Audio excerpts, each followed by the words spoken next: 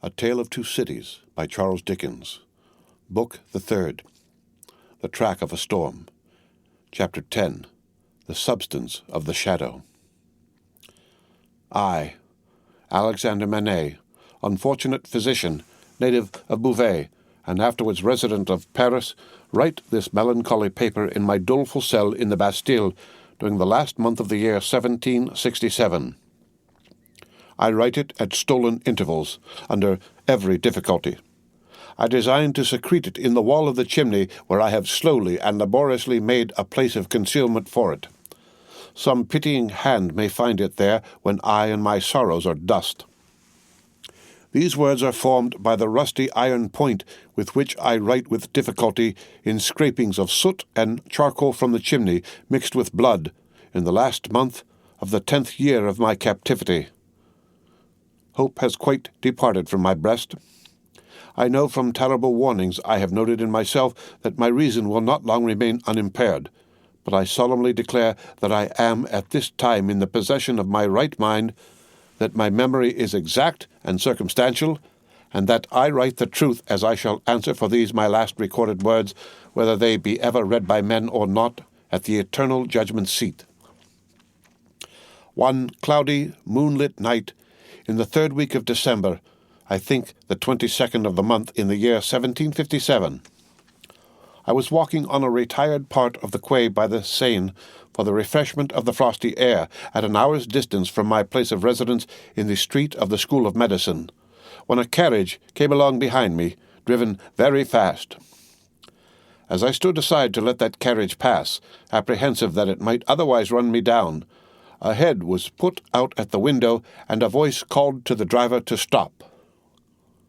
The carriage stopped as soon as the driver could rein in his horses, and the same voice called to me by my name. I answered. The carriage was then so far in advance of me that 2 gentlemen had time to open the door and alight before I came up with it.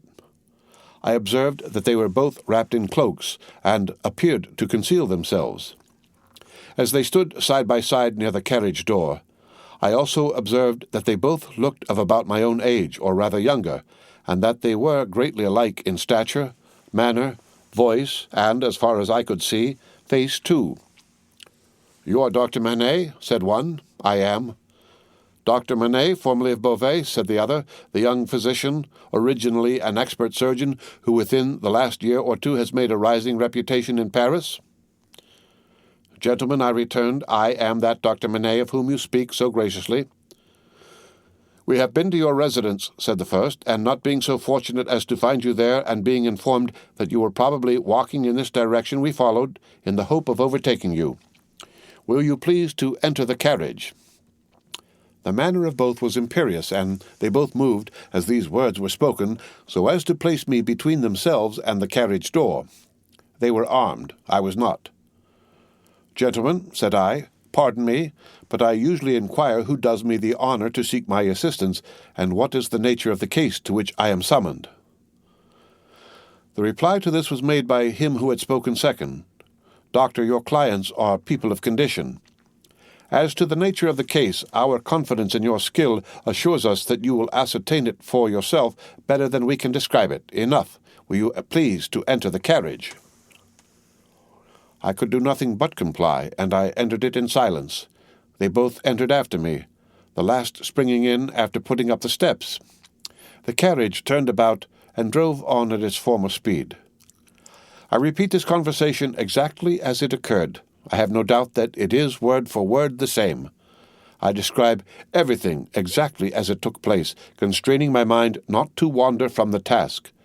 Where I make the broken marks that follow here, I leave off for the time and put my paper in its hiding place.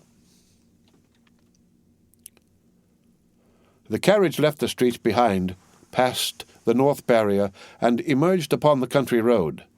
At 2/3 of a league from the barrier, I did not estimate the distance at that time, but afterwards when I traversed it, it struck out of the main avenue and presently stopped at a solitary house. We all 3 alighted and walked by a damp, soft footpath in a garden where a neglected fountain had overflowed to the door of the house.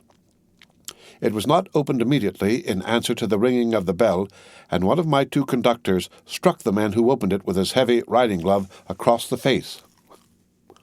There was nothing in this action to attract my particular attention, for I had seen common people struck more commonly than dogs. But the other of the two, being angry likewise, struck the man in like manner with his arm. The look and bearing of the brothers were then so exactly alike that I then first perceived them to be twin brothers. From the time of our alighting at the outer gate, which we found locked, and which one of the brothers had opened to admit us and had relocked, I had heard cries proceeding from an upper chamber.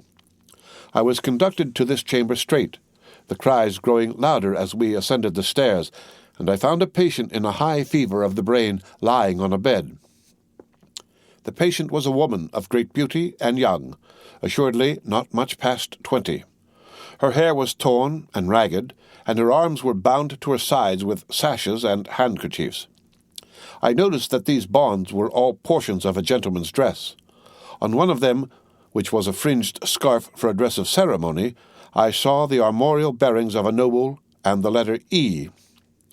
I saw this within the first minute of my contemplation of the patient, for, in her restless strivings, she had turned over on her face on the edge of the bed, had drawn the end of the scarf into her mouth, and was in danger of suffocation. My first act was to put out my hand to relieve her breathing, and in moving the scarf aside, the embroidery in the corner caught my sight. I turned her gently over, placed my hands upon her breast to calm her and keep her down, and looked into her face. Her eyes were dilated and wild, and she constantly uttered piercing shrieks and repeated the words, "My husband, my father, and my brother," and then counted up to 12 and said, "Hush." For an instant and no more she would pause to listen, and then the piercing shrieks would begin again, and she would repeat the cry, "My husband, my father, and my brother," and would count up to 12 and say, "Hush." There was no variation in the order or the manner. There was no sensation, but the regular moment's pause in the utterance of these sounds. "How long," I asked, "has this lasted?" To distinguish the brothers, I will call them the elder and the younger. By the elder I mean him who exercised the most authority. It was the elder who replied, "Since about this hour last night." "She has a husband, a father, and a brother?" "A brother.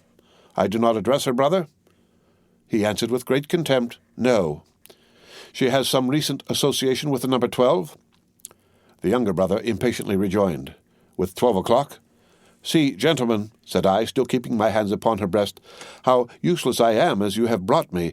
If I had known what I was coming to see, I could have come provided. As it is, time must be lost. There are no medicines to be obtained in this lonely place." The elder brother looked to the younger, who said haughtily, "There is a case of medicines here," and brought it from a closet and put it on the table. I opened some of the bottles, smelt them, and put the stoppers to my lips. If I had wanted to use anything save narcotic medicines that were poisons in themselves, I would not have administered any of these. "Do you doubt them?" asked the younger brother. "You see, monsieur, I am going to use them," I replied, and said no more. I made the patient swallow with great difficulty, and after many efforts, the dose that I desired to give. As I intended to repeat it after a while, and as it was necessary to watch its influence, I then sat down by the side of the bed. There was a timid and suppressed woman in attendance, wife of the man downstairs, who had retreated into a corner. The house was damp and decayed, indifferently furnished, evidently recently occupied and temporarily used. Some thick old hangings had been nailed up before the windows to deaden the sound of the shrieks. They continued to be uttered in their regular succession with the cry, "My husband, my father, and my brother," the counting up to 12, and "Hush." The frenzy was so violent that I had not unfastened the bandages restraining the arms, but I had looked to them to see that they were not painful. The only spark of encouragement in the case was that my hand upon the sufferer's breast had this much smoothing influence, that for minutes at a time it tranquilized the figure. It had no effect upon the cries. No pendulum could be more regular. For the reason that my hand had this effect, I assume, I had sat by the side of the bed for half an hour with the two brothers looking on before the elder said, "There is another patient." I was startled and asked, "Is it a pressing case?" "You had better see," he carelessly answered, and took up a light. The other patient lay in a back room across a second staircase, which was a species of loft over a stable. There was a low plastered ceiling to a part of it. The rest was open to the ridge of the tiled roof, and there were beams across. Hay and straw were stored in that portion of the place, faggots for firing, and a heap of apples and sand. I had to pass through that part to get at the other. My memory is circumstantial and unshaken. I tried it with these details, and I see them all, in this my cell in the Bastille, near the close of the 10th year of my captivity, as I saw them all that night. On some hay on the ground, with a cushion thrown under his head, lay a handsome peasant boy, a boy of not more than 17 at the most. He lay on his back with his teeth set, his right hand clenched on his breast, and his glaring eyes looking straight upward. I could not see where his wound was, as I kneeled on one knee over him, but I could see that he was dying of a wound from a sharp point. "I am a doctor, my poor fellow," said I. "Let me examine it." "I do not want it examined," he answered. "Let it be." It was under his hand, and I soothed him to let me move his hand away.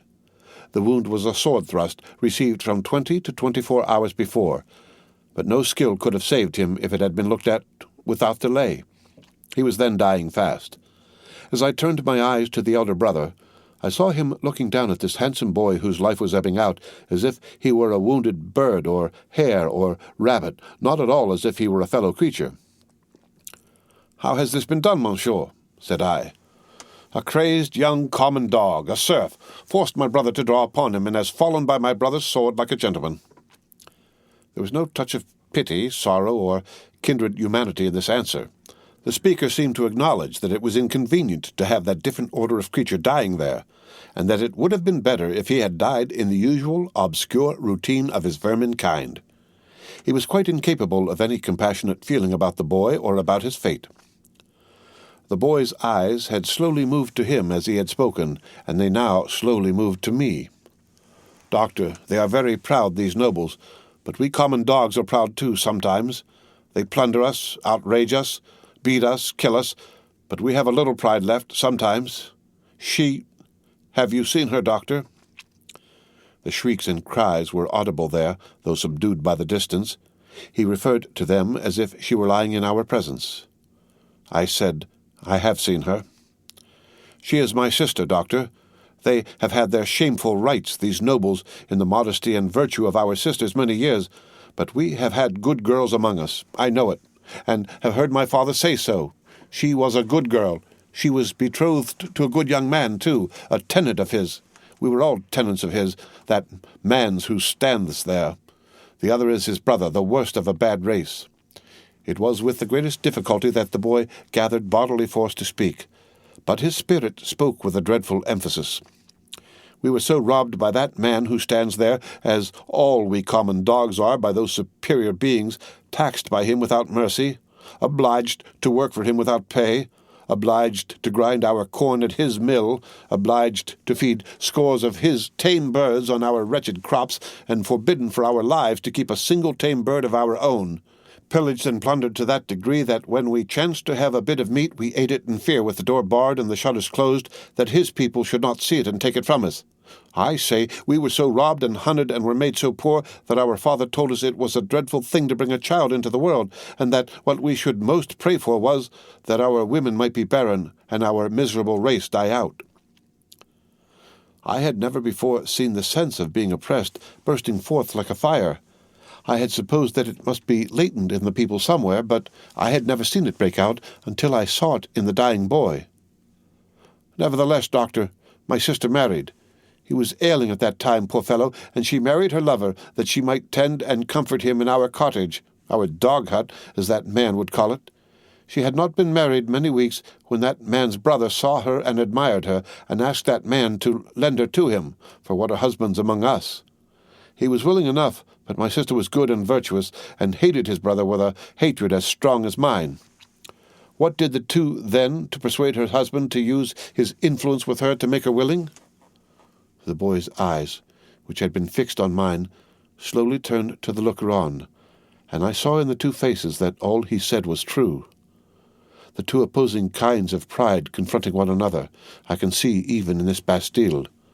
the gentleman's, or negligent indifference, the peasant's, or trodden-down sentiment and passionate revenge.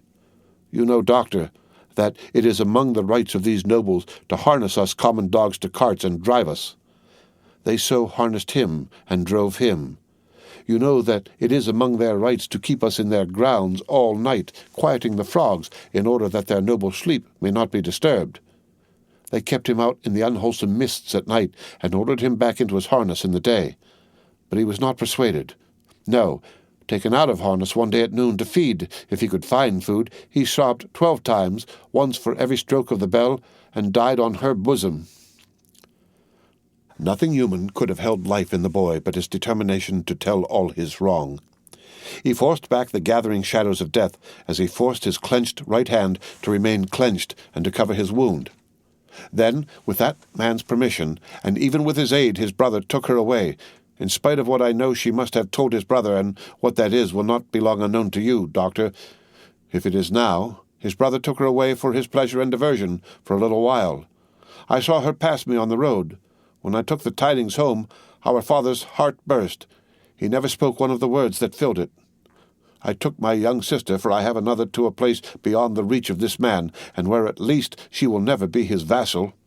Then I tracked the brother here, and last night climbed in, a common dog, but a sword in hand. Where is the loft window? It was somewhere here. The room was darkening to his sight. The world was narrowing around him. I glanced about me, and saw that the hay and straw were trampled over the floor, as if there had been a struggle. She heard me and ran in. I told her not to come near us till he was dead. He came in and first tossed me some pieces of money, then struck at me with a whip. But I, though a common dog, so struck at him as to make him draw. Let him break into as many pieces as he will, the sword that he stained with my common blood. He drew to defend himself, thrust at me with all his skill for his life. My glance had fallen, but a few moments before, on the fragments of a broken sword lying among the hay. That weapon was a gentleman's. In another place lay an old sword that seemed to have been a soldier's. Now, lift me up, doctor. Lift me up. Where is he? He is not here, I said, supporting the boy and thinking that he referred to the brother. He! Proud as these nobles are, he is afraid to see me. Where is the man who was here? Turn my face to him. I did so, raising the boy's head against my knee, but invested for the moment with extraordinary power, he raised himself completely, obliging me to rise too, or I could not have still supported him. Marquis, said the boy, turned to him with his eyes wide open and his right hand raised, in the days when all these things ought to be answered for, I summon you and yours to the last of your bad race to answer for them. I mark this cross of blood upon you as a sign that I do it. In the days when all these things are to be answered for, I summon your brother, the worst of the bad race, to answer for them separately. I mark this cross of blood upon him as a sign that I do it. Twice he put his hand to the wound in his breast, and with his forefinger drew a cross in the air. He stood for an instant with the finger yet raised, and as it dropped, he dropped with it, and I laid him down, dead. When I returned to the bedside of the young woman, I found her raving in precisely the same order of continuity. I knew that this night might last for many hours, and that it would probably end in the silence of the grave. I repeated the medicines I had given her, and I sat at the side of the bed until the night was far advanced. She never abated the piercing quality of her shrieks, never stumbled in the distinctness of the order of her words. They were always, my husband, my father, and my brother. 1, 2, 3, 4, 5, 6, 7, 8, 9, 10, 11, 12. Hush. This lasted 26 hours from the time when I first saw her. I had come and gone twice, and was again sitting by her when she began to falter. I did what little could be done to assist that opportunity, and by she sank into a lethargy and lay like the dead. It was as if the wind and rain had lulled at last, after a long and fearful storm. I released her arms, and called the woman to assist me to compose her figure and the dress she had torn. It was then that I knew her condition to be that of one in whom the first expectations of being a mother have arisen, and it was then that I lost the little hope I had of her. "Is she dead?" asked the Marquis, whom I will still describe as the elder brother, coming booted into the room from his horse. "Not dead," said I, "but like to die." "What strength there is in these common bodies," he said, looking down at her with some curiosity. "There is prodigious strength," I answered him, in sorrow and despair. He first laughed at my words, and then frowned at them. He moved a chair with his foot near to mine, ordered the woman away, and said in a subdued voice, "Doctor, finding my brother in this difficulty with these hens, I recommended that your aid should be invited. Your reputation is high, and as a young man with your fortune to make, you are probably mindful of your interest. The things that you see here are things to be seen, and not spoken of." I listened to the patient's breathing and avoided answering. "Do you honor me with your attention, doctor?" "Monsieur," said I, "in my profession the communications of patients are always received in confidence." I was guarded in my answer, for I was troubled in my mind with what I had heard and seen. Her breathing was so difficult to trace that I carefully tried the pulse and the heart. There was life, and no more. Looking round as I resumed my seat, I found both the brothers intent upon me. "I write with so much difficulty. The cold is so severe. I am so fearful of being detected and consigned to an underground cell and total darkness that I must abridge the narrative. There is no confusion or failure in my memory, yet can recall and could detail every word that was ever spoken between me and those brothers." She lingered for a week. Towards the last, I could understand some few syllables that she said to me by placing my ear close to her lips. She asked me where she was, and I told her. Who I was, and I told her. It was in vain that I asked her for her family name. She faintly shook her head upon the pillow and kept her secret as the boy had done. I had no opportunity of asking her any question until I had told the brothers she was sinking fast and could not live another day. Until then, though no one was ever presented to her consciousness save the woman and myself, one or other of them had always jealously sat behind the curtain at the head of the bed when I was there. But when it came to that, they seemed careless what communication I might hold with her, as, if the thought passed through my mind, I were dying too. I always observed that their pride bitterly resented the younger brothers, as I call him, having crossed swords with a peasant, and that peasant a boy. The only consideration that appeared to affect the mind of either of them was the consideration that this was highly degrading to the family, and was ridiculous. As often as I caught the younger brother's eyes, their expression reminded me that he disliked me deeply for knowing what I knew from the boy. He was smoother and more polite to me than the elder, but I saw this. I also saw that I was an encumbrance in the mind of the elder too. My patient died 2 hours before midnight, at a time by my watch, answering almost to the minute when I had first seen her. I was alone with her when her forlorn young head drooped gently on one side, and all her earthly wrongs and sorrows ended. The brothers were waiting in a room downstairs, impatient to ride away. I had heard them alone at the bedside, striking their boots with their riding whips and loitering up and down. "At last she is dead?" said the elder when I went in. "She is dead," said I. "I congratulate you, my brother," were his words as he turned round. He had before offered me money, which I had postponed taking. He now gave me a rouleau of gold. I took it from his hand, but laid it on the table. I had considered this question, and had resolved to accept nothing. "Pray, excuse me," said I. "Under the circumstances, no." They exchanged looks, but bent their heads to me as I bent mine to them, and we parted without another word on either side. I am weary. Weary, weary. Worn down by misery. I cannot read what I have written with this gaunt hand. Early in the morning, the rouleau of gold was left at my door in a little box with my name on the outside. From the first, I had anxiously considered what I ought to do. I decided that day to write privately to the minister, stating the nature of the 2 cases to which I had been summoned, and the place to which I had gone, in effect, stating all the circumstances.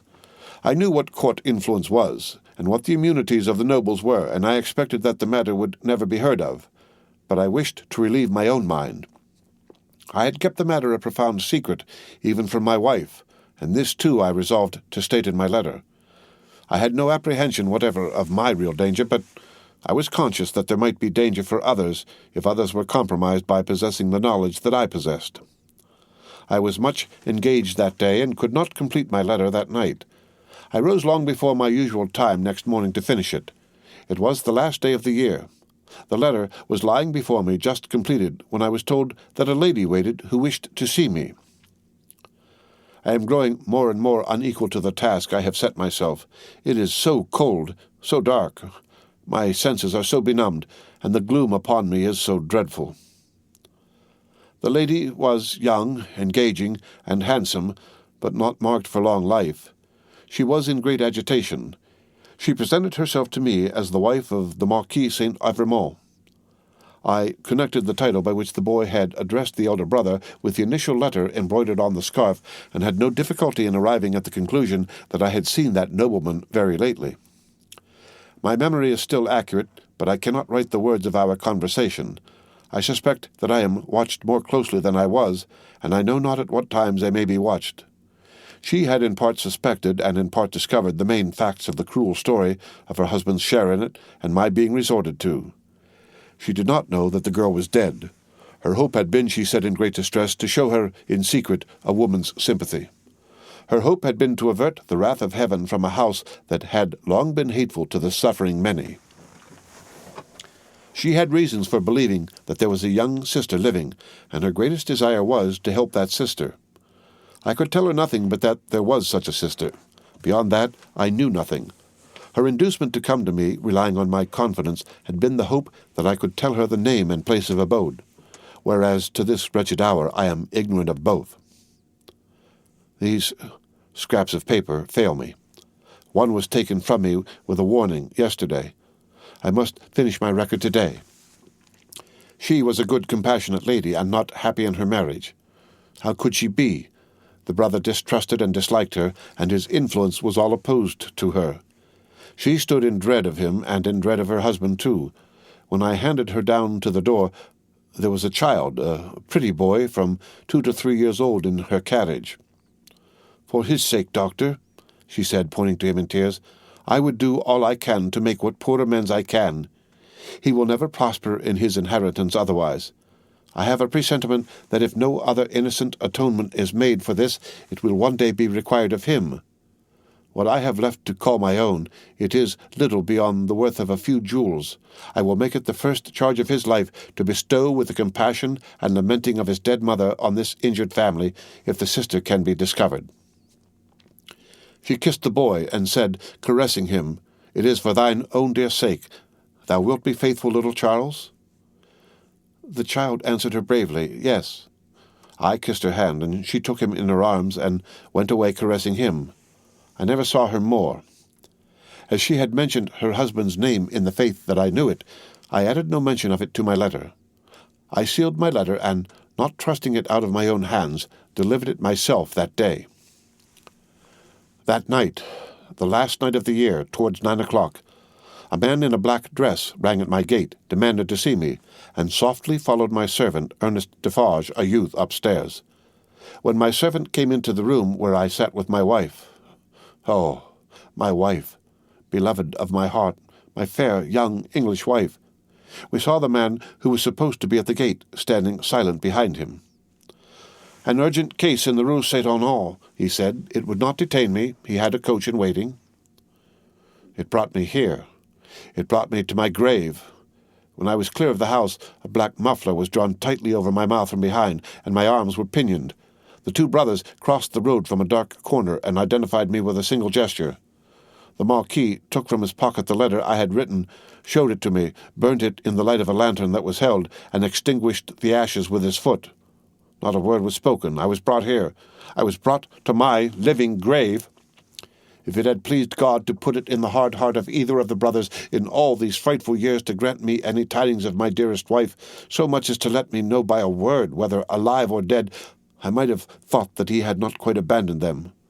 But now I believe that the mark of the Red Cross is fatal to them, and that they have no part in his mercies.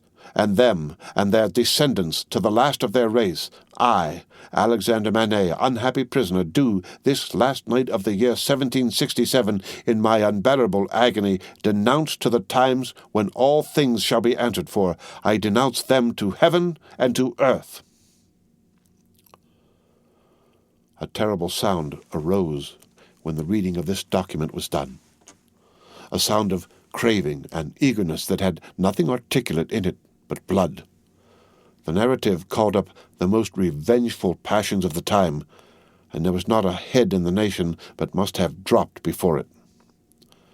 Little need in presence of that tribunal and that auditory to show how the Defarges had not made the paper public with the other captured Bastille memorials borne in procession, and had kept it biding their time. Little need to show that this detested family name had long been anathematized by Saint Antoine, and was wrought into the fatal register. The man never trod ground whose virtues and services would have sustained him in that place, that day, against such denunciation. And all the worse for the doomed man that the denouncer was a well-known citizen, his own attached friend, the father of his wife. One of the frenzied aspirations of the populace was for imitations of the questionable public virtues of antiquity, and for sacrifices and self-immolations on the people's altar. Therefore, when the president said, else had his own head quivered on his shoulders, that the good physician of the republic would deserve better still of the republic by rooting out an obnoxious family of aristocrats, and would doubtless feel a sacred glow and joy in making his daughter a widow and her child an orphan, that there was wild excitement, patriotic fervor, and not a touch of human sympathy. "Much influence around him, has that doctor," murmured Madame Defarge, smiling to the Vengeance. "Save him now, my doctor, save him." At every juryman's vote there was a roar, another, and another, roar and roar. Unanimously voted, at heart and by descent an aristocrat, an enemy of the Republic, a notorious oppressor of the people, back to the conciergerie, and death within 24 hours. The end of Book the Third, The Track of a Storm, Chapter 10. Read by Rick Kistner for Lit2Go on the web at fcit.usf.edu.